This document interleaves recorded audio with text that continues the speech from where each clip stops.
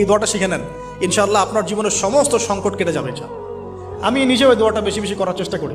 দোয়াটা হচ্ছে, মুসা আলাইহিস সালাম একটা গাছের নিচে হেলান দিয়ে বসলেন, বসে দেখলেন দুজন মেয়ে দাঁড়িয়ে আছে দূরে, পানি নিতে পারছে না। লোকজন পানি নিয়ে যাচ্ছে, ওরা দাঁড়িয়ে আছে বেচারি। মুসা আলাইহিস সালাম গিয়ে বললেন, কি সমস্যা আপনাদের? তারা বললেন যে আমাদের বাবা অনেক বৃদ্ধ মানুষ, আমরা পানি নিতে পারি না যতক্ষণ না আমাদের কম পানি নিয়ে চলে যায়। মুসা আলাইহিস সালাম তো একটু বললাম না, ফিজিক্যালি খুব স্ট্রং ছিলেন, থাকে না বডি বিল্ডার, সামনে গিয়ে কথা বলে সরো পানি দিতে দাও, তখন মানুষ একটু মূল্যায়ন করে না।